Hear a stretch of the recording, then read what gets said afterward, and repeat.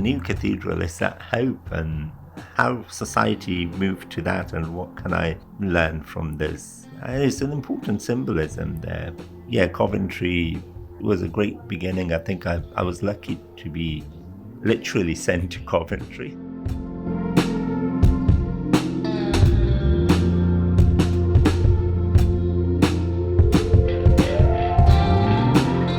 Sabir Zazai, the CEO of the Scottish Refugee Council, began his life in the UK in Coventry, having fled the war in Afghanistan.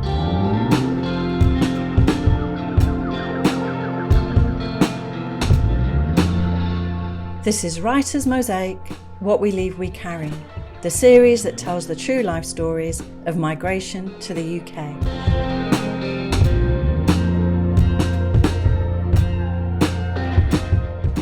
I'm Sabir Zazai. I'm the Chief Executive of Scottish Refugee Council.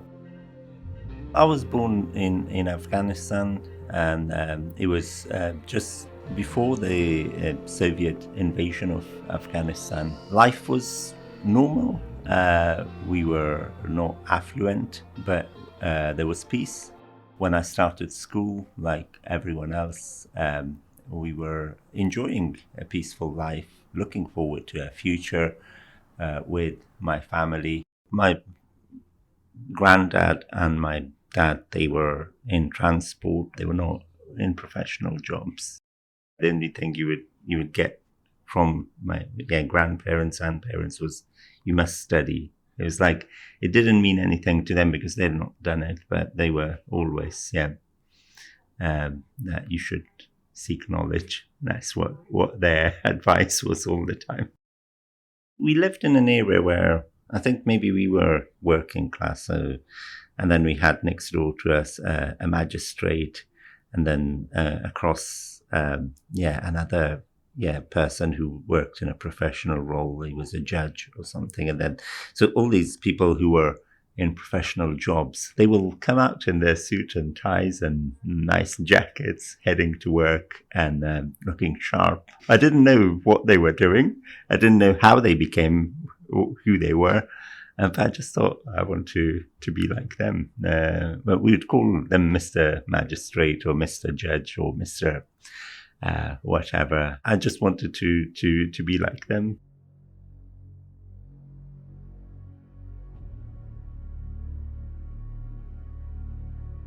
Suddenly things changed when the religious fighters got closer to Kabul, and the fighting between the communist regime and the Mujahideen leaders intensified. Then me and my family, we were still living in Kabul, but there was that constant fear because as a young person, I could hear the bombs and the shells, the fighting getting closer to the capital city. It also got to a point where the religious fighters shut the supply routes to Kabul, and there was time where we will queue up for hours in the bakeries in Kabul to just pick up bread. And that bread will be supplied from other countries, or sometimes it will be made of some really kind of like low quality flour. So we were just forced into that kind of moment of real starvation. I remember coming back from school or going to school having black tea with sugar and bread. And there are some days where I feel that sense of nostalgia, and I make myself a very black tea with sugar and a good toast, just to be reminded of those days. But we were still grateful for what we had until life became unbearable. The religious fighters took over the city, the capital city, toppled down the communist regime. We were all happy. We just said, well, that is the end of the conflict. But sadly, the religious leaders basically started fighting one another for power. And it was brutal. It got into a stage where we just got stuck in our family home in the basement, and we couldn't come out for days and weeks. We could feel the debris falling, the fighting getting closer, and the only consolation that was left with our grandparents and parents was that there's a wedding next door and people are shooting in the air, or there was no other explanation they've had for us as young people, hearing these very loud voices of bombs and shells dropping. It was very, very difficult, and sometimes when I even dream about it, it just stays with me for a few days. There was a day or so of a bit of a peace deal, and we managed to get out of the capital city and became internally displaced with the family for the first time in the city of Jalalabad, and we ended up in a desert, basically, from our family home of many, many years, which was, home is more than just a place where you go and sleep. For all of us here in the UK as well, our homes are our pride, and the home was that symbol of pride for my grandmother. We were destitute and homeless from having our family home, which meant a lot to all of us, in a place where there was nothing, and we were in a desert and waited there for a very long time until some UNHCR trucks arrived with some tents that were given out to families. At one point there were over 100,000 people who ended up in that part of Afghanistan.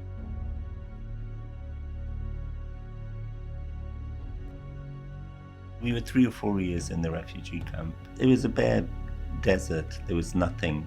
There were no schools. There was no medicine or medical supplies. No water as well. As a young boy, I had to walk for a very, very long distance and carry 2 buckets of water. The only sight I remember from the refugee camp is death. There will be elderly and young children dying. The place was infested by deadly scorpions. I was just waiting for the worst moment in that camp, because a lot of people in my age, and then a lot of the elderly as well, were dying, and I think almost every day there would be a funeral. There was not much hope to look forward to. It was just basically being lucky to survive. So lots of diseases, malaria and others. A very, very hot weather as well, because Jalalabad gets really hot in summer. I still had a bit of hope in there. I just still thought this is a very, very bad moment that will pass. But it wasn't. Sadly, things were getting worse and worse. People then managed to set up mud houses in that place. Life was becoming unbearable. There was no future for me or anyone else there. I was in a difficult situation, but I had a dream and a hope. I wanted to do well like everyone.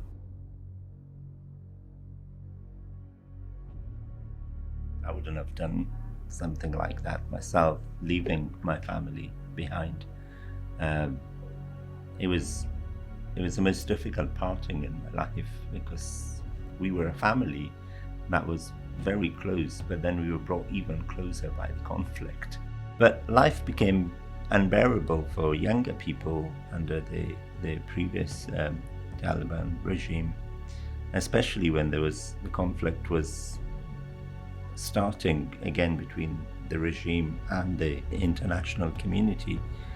And my family felt, my future was at risk, because the only option you're left with is to hit a very perilous, difficult journey, or join that kind of mentality of the Taliban or the regime. I didn't want to be involved in any kind of conflict. I wanted to have a better future. I wanted to be safe. It got to that really difficult moment to then be separated from the family. What it involved practically was just basically, there's no kind of like a shop or an office where you go in and say, I want my son to go to this and that destination.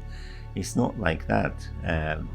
It's just word of mouth. Somebody knows somebody else, somebody knows somebody else. And that makes it even worse because you don't know who you're passed on to. That person could be all sorts of things. And they will give high hopes to your family. I remember when my parents were talking to me about it, it was very straightforward that you'll get on a plane and you'll be in a safe place. Nobody told me about walking for days. Nobody told me about ending up in the back of a lorry with a very heavy engine that was moving around. There was a big machinery in the lorry that I was in. Just, nowadays putting on your seatbelt and that of the children and making sure they're all buckled up. But I was in the back of a lorry where there was a big machinery. It was each time the lorry will stop or something happen, it will move slightly. And if it had gone in either direction, I wouldn't be speaking with you. So none of those things were being explained. So getting on boats, walking through snow and water, and none of those things were explained. It was sort of like portrayed as a very straightforward journey. First part was, Pakistan. And even that was sort of like crossing the border, walking. And then I think from Pakistan, it was to Central Asia. And then it was a perilous, never-ending journey. There was a point where I felt like the journey was going in that direction towards Europe. But I was praying that I wish it turns around and I go back.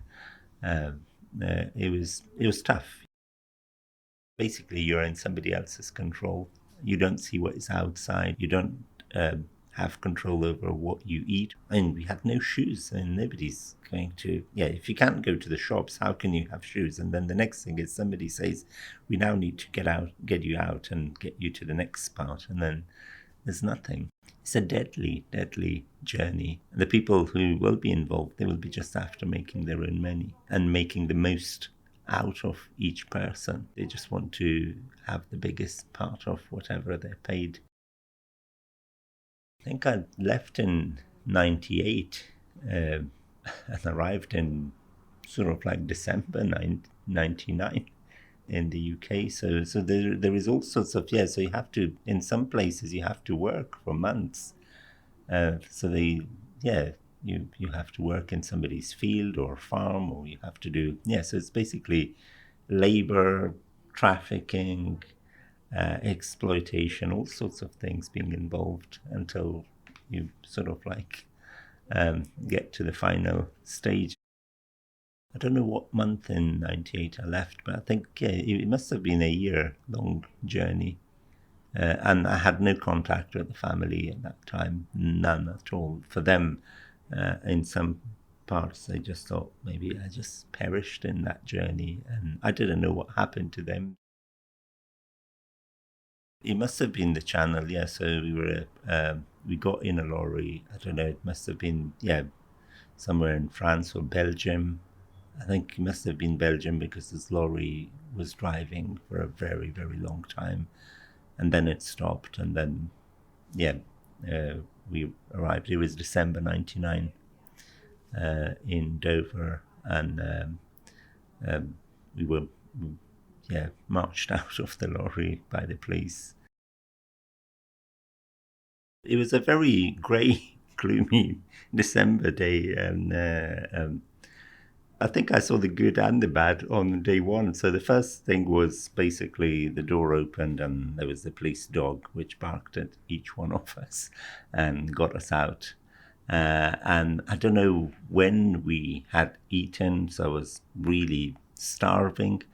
And when we were taken to this detention kind of center, there was an Asian lady, British Asian, maybe she was one of the officials, maybe, and just went to her and by sort of like almost mixed Urdu and sign language, just saying, I'm very hungry.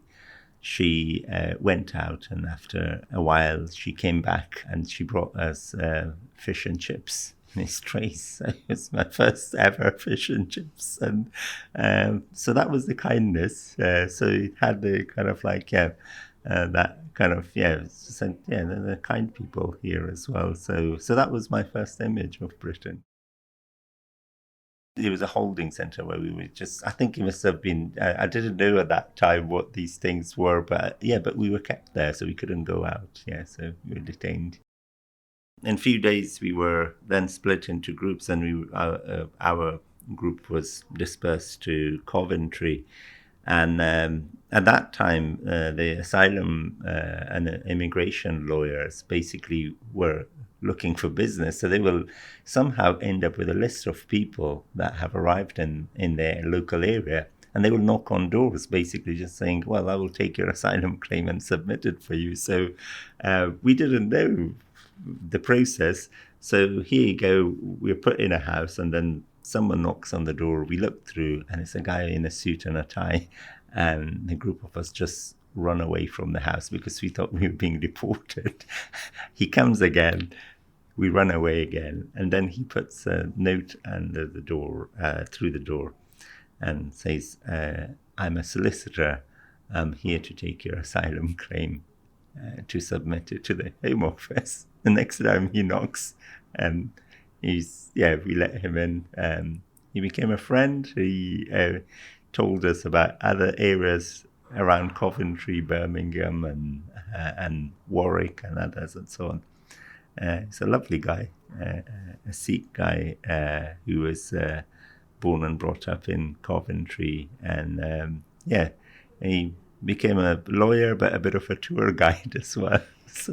But we will always tell him that how fearful we were first time he knocked on the door. So we didn't know how it all worked.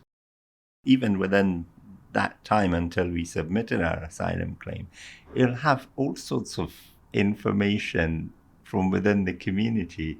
I often say that the community level information is well meant, but not of good quality. So some people would say, well, you just say this. Others would say that. And I just want to say what I want to say. My first home in Britain was in a city called Coventry. We were put in a place called Hillfields, and at the time, Hillfields had lots of issues, poverty, crime, and the street we were in a 2-bedroom terraced house. Most of the houses next to us were boarded up. The landlord, when he gave us the keys to the house, he just said, this is not a safe area, and don't go out in the evenings. So that meant not going out altogether, because we'd come from conflict in Afghanistan, and then you're in search of peace, and you arrive in a place, and the next thing is somebody tells you this is not a safe place. So we didn't know what that meant. We just were not confident enough to then leave the house. And even if we had to leave the house, we'll all leave together. There was about 5 of us in a 2-bedroom terrace house. Even in my work now, sometimes people would put in a question or just say, why are all these people walking together, all these men, asylum seekers, refugees? And that is it. It was that fear. I mean, we would have loved to walk on our own, but we didn't live in an area that was safe. But I think I'm proud of that journey in a sense, because all 5 of us in that house are working. They're giving to the UK in one way or another. Whilst we were given that home and that safety, we're now proud to give back like everyone else. Staying in and watching TV, I find it really funny now, because we'll watch all these British comedy and not laugh.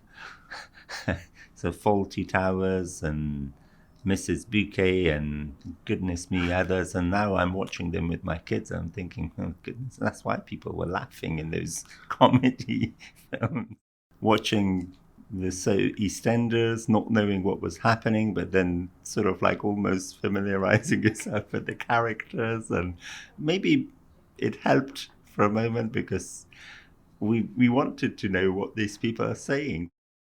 We would have loved to work from day one because it's through work that I started that journey of integration, but sadly asylum seekers are not allowed to work.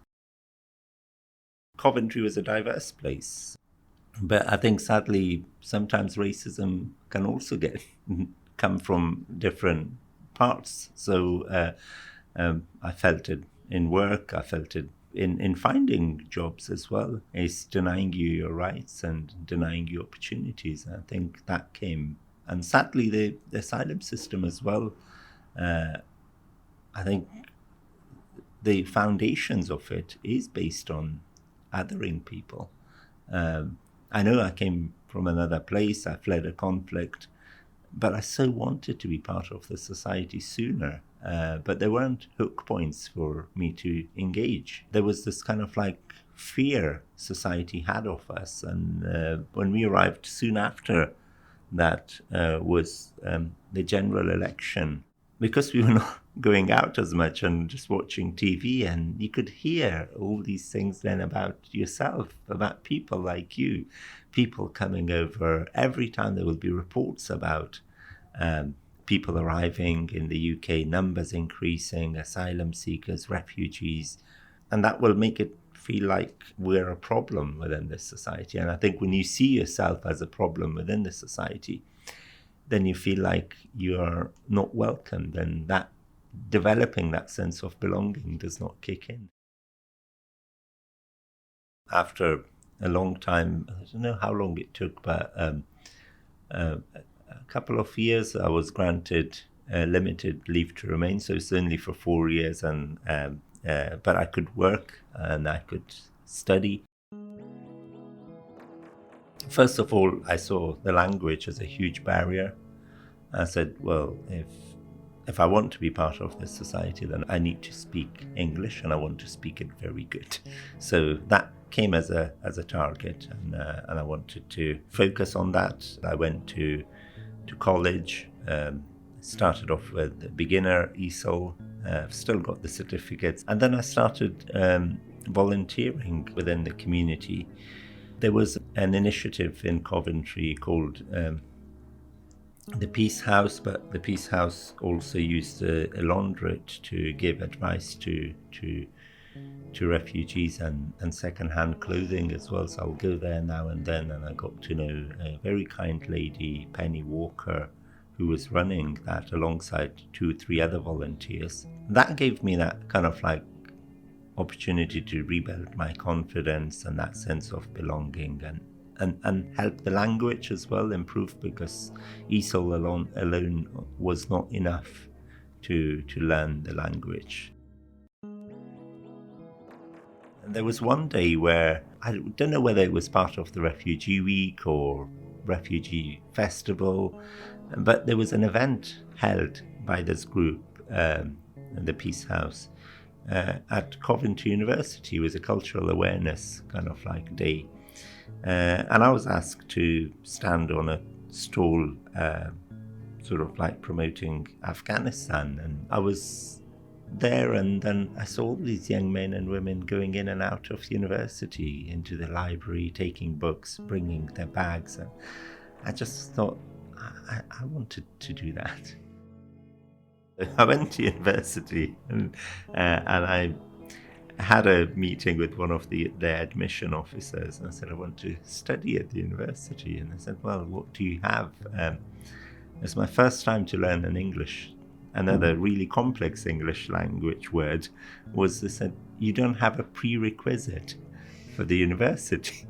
So it's like, what on earth is a prerequisite? And I said, well, yeah, all these things. You need to have GCSEs, A-levels, or you need to do an access course. So did an access course, took forever. But I went back, I met the same person at the university. I said, here's my prerequisite. I want to do a degree. So I did a degree in human resource management. And that took about 4 years.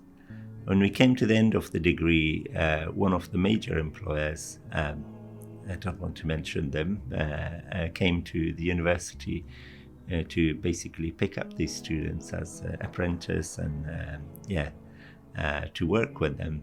We all applied, and I had a really good degree compared to some of the classmates. But when we applied for the jobs with this major employer, everyone got offered a job. I didn't even get a reply to my application. Not even you're not successful, or you were, or you, and I don't blame the employer, because most of my application was blank. And the only thing I had was the degree and the English language certificates. I had no prerequisite as such. Yeah, I mean, the loneliness was there. I think that was the main thing. It was lonely. It was, I think, rejected as well. So when society does not give you opportunities, when you're going through a system that is based on the values of disbelief and doubt and others, you do feel it's only you and only you, basically. I think Coventry became home. I connected in a profound way with Coventry, because as I got to know Coventry and its history and its legacy of peace and reconciliation, and I didn't know Coventry was a city associated with peace and reconciliation. I left in search of peace, and then I arrived in a city of peace and reconciliation. It couldn't have been better. I got to know people, I made friends, I got associated with the cathedral, which was a symbol of hope, but also for me was an important symbol of that hope and renewal as well. I remember one day sitting in the cathedral ruins having a sandwich, because I worked not far from the cathedral ruins, and I always wondered, I said, well, the cathedral ruins is basically my life and what I've fled, and the new cathedral is that hope, and how society moved to that, and what can I learn from this. It's an important symbolism there, but I think I've noticed the word forgive inscribed in the wall. Coventry was a great beginning. I think I was lucky to be literally sent to Coventry. I think one of the people who'd be grateful to be sent there. And I connected well, made lots of friends. I still feel it's home. UK is home. You always miss the family, but this is home. People often ask when was that moment when the penny dropped. I think that there isn't that kind of specific moment, but there are specific sequences where you feel, so job is one. I mean, volunteering is one. So having an opportunity, feeling that kind of sense of importance, going back to those childhood days of that Mr. Judge or Mr. Magistrate going to their job. You feel that sense of, so that was important. Then finding a job, having colleagues, getting to work dues and doing the normal things that everyone does. I think the other thing that really mattered, and I think it did, but I never thought about it in that way until recently, when there was the UK government's announcement around changing the guidance for citizenship for those that arrive like I did. I just thought having been given citizenship was a really important moment in that journey for me, to feel that this society or this country is not only giving me a home, but it's giving me a place in that society. When I heard about it a few weeks ago, about the changes in the guidance, I felt, it took me back to that moment, and just said, look, I arrived through the means that I did, which are classed illegal, but there was no legal route for me to come here, and that should not reflect on my character. I'm not a bad person, and many of the people arriving as well, who arrived with me and who are arriving now, they're not bad people. They're fleeing a bad situation. My first job was a language assistant in primary school with Coventry City Council. That was my first proper job, helping refugee children in primary school. I'll be helping parents at the same time. In Coventry, there was a group of local volunteers who set up a local shop or a laundrette from which they helped and support newly arrived refugees in Coventry. That organisation then turned into Coventry Refugee and Migrant Centre, the charity I then had the privilege to lead as the chief executive from 2013. It was an important moment in my journey and career. I'd never planned to be the chief executive of a charity, but I think all of those life experiences, but also my education and the skills that I developed along the way helped me to lead that organization in a really difficult time in its history. Some of the people who helped me through my journey, some of the caseworkers, were still involved when I became the chief executive. And I would always joke with them and say, it's the quality of your advice that turns refugees into chief executives. Coventry at that time was going through its own challenges and opportunities. It was a city that was punching below its weight, and I, as a person who'd sought protection there, was involved in that process, and I got to know the city administrators. I got to know people involved in Coventry Cathedral, and whenever there will be a big moment like a peace conference or a conversation about cohesion, integration, equalities and inclusion, I just, without me planning it, I became an important voice in the life of that city. Not because I was bringing anything else, but it was just basically telling that story that this city gave me a good start. There was a moment where I had to pinch myself that I was invited to speak at the Global Peace Forum at Coventry Cathedral, and I was speaking in between Gordon Brown and Justin Welby. So I'm saying this in as much as humble way as possible, but for me as a person, having arrived here in the way I did and the conflict I fled, I think I had to pinch myself quite a few times, yeah.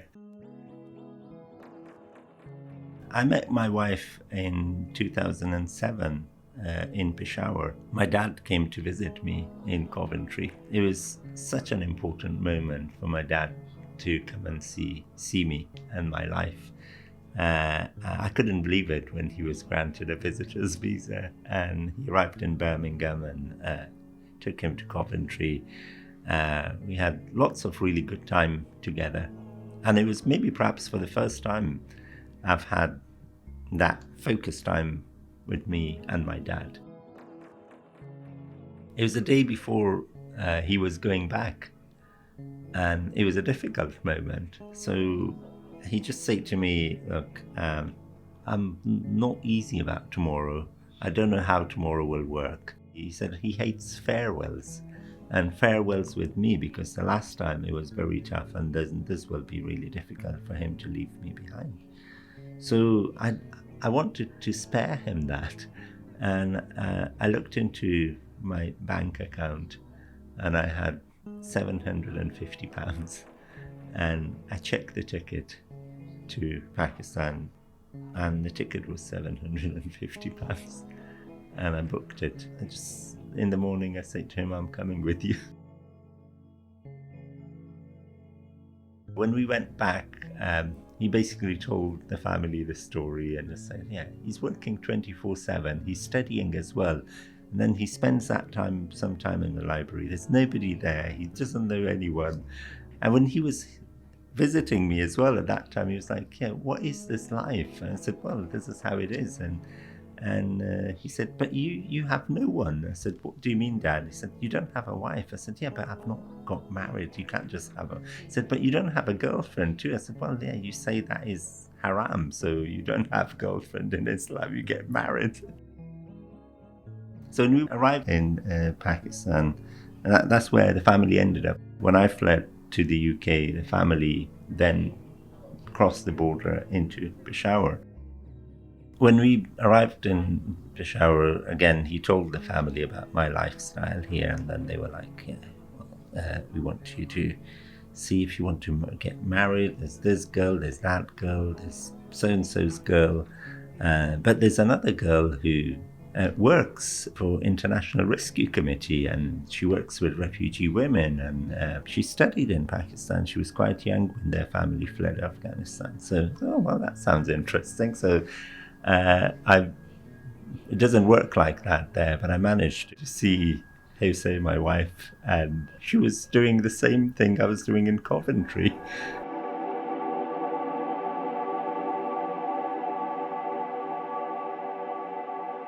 We connected so well. It was like, yeah, same values. It wasn't that kind of like, yeah, two people meeting in a refugee camp, that love story, but it was closer to that in a sense where I found this very courageous, inspiring and intelligent Afghan woman working there and helping others, and just thought, well, we have so much in common, and yeah.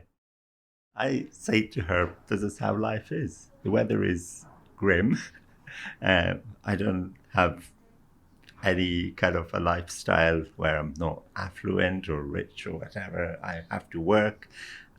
There's additional roles as well that takes evenings.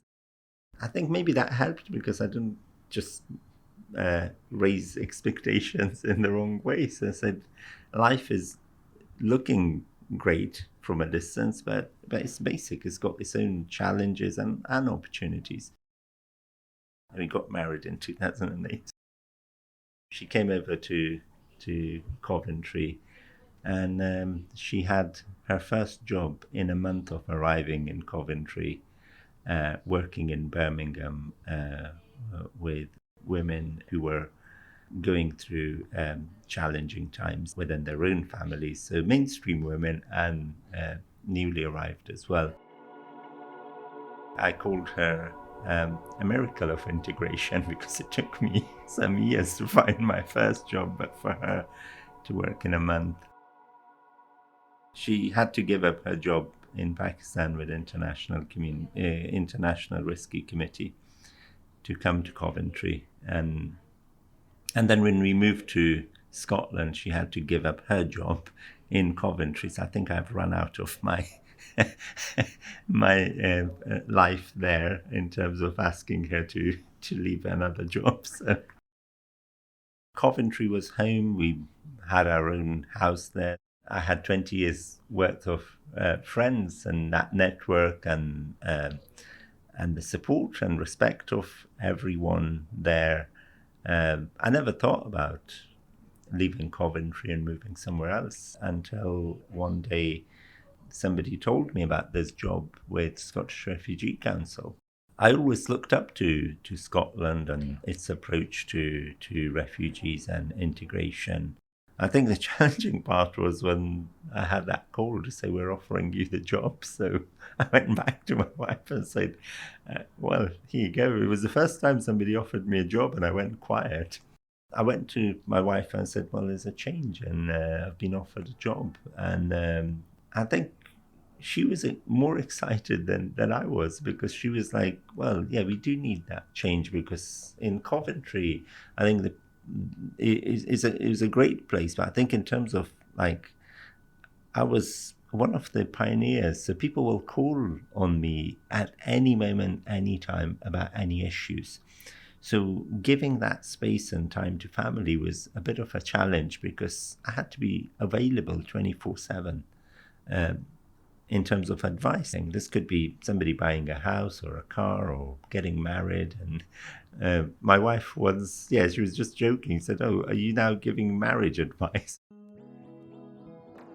8 years on now, I just think it was one of the best decisions. I think we embraced Scotland and Scotland embraced me. I think that's what it is. I think there's that rich tapestry of people and organizations committed to work together to create a more welcoming, inclusive society. Not saying there aren't challenges around racism or prejudice, and others everywhere has got its issues. I've led those kind of issues even in the place I was born in Afghanistan.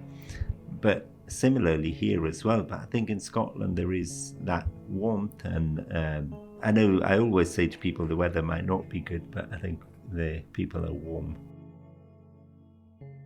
Since I moved here, myself, the family, the kids, and that's another sequence. So children in school, and once you have kids in school, you get to know parents get to know you, and then that is how life is. So I think it's not just through my professional role, but even through the community as well. There are parents that I know from the school who I'll play sports and tennis and other things with, and then the people who I will meet for a coffee who are parents, and so it's that local kind of connection as well. In Scotland I had major achievements. Soon after COVID, I got a big envelope through the door. I said Her Majesty whatever, and for a moment I thought it was a reminder of tax or something, and I opened it, and it was a letter to inform me that I was nominated for an OBE. There's a bit of that, kind of like from a refugee to an OBE, and you can never plan it. I'm still learning. I wouldn't call myself the great and good. I don't know, maybe that's the sort of background I come from. I'm honored and privileged for all the support that I've been given, but also for people who I happen to work with who respect and acknowledge my contribution to important conversations. I have so many people and networks around me that gives me that confidence and courage to speak authentically and openly and honestly about how we can create a society where people who arrive feel welcomed, but at the same time our country, the UK and Scotland, benefit from the unique gifts and talents that people bring along with them. I've connected really well with I think I'd say I've fallen in love with the landscape, and so have the family and the children. I've got 3 young kids, and they all have a Glasgow accent, and they're learning about local norms and stuff. Scotland is home. Even when I'm in London sometimes and I hear a bagpipe, I feel a bit of that pride in there. So it's like, that is a sound of home. We've got a room where we sit on the floor, and we've got mattresses and pillows. That is what it is. Green tea, obviously, that connects us to Afghanistan as well. But I think the nature here in Scotland as well, and the part of Afghanistan where my ancestors and were coming from, the areas that reflects that beauty in Afghanistan as well, the mountains and the hills. When my dad came to visit us or join my graduation for the honorary degree at Glasgow, he just loved it as well. So we'll go for walks and take him to places, and he would just say, well, this place is so similar to that place in Afghanistan. So now when I go and visit those places, I just see it in that sense as well. So it's sort of like become a born in Afghanistan, assembled in Coventry, and sort of like made in Scotland.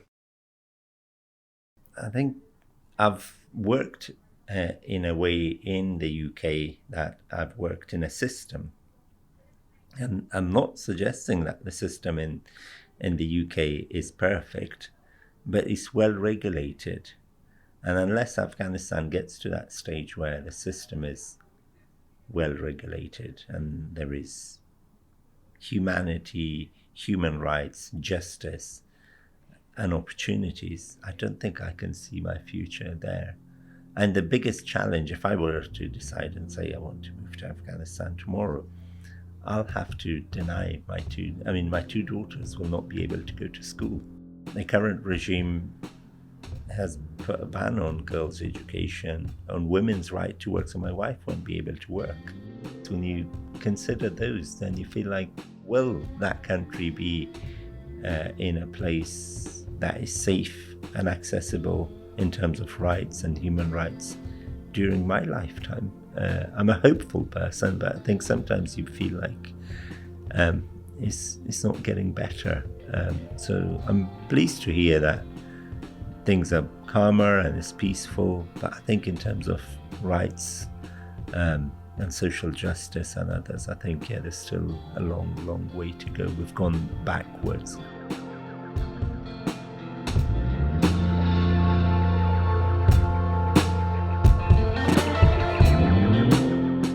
Sabir Zazai was talking to Tim Finch.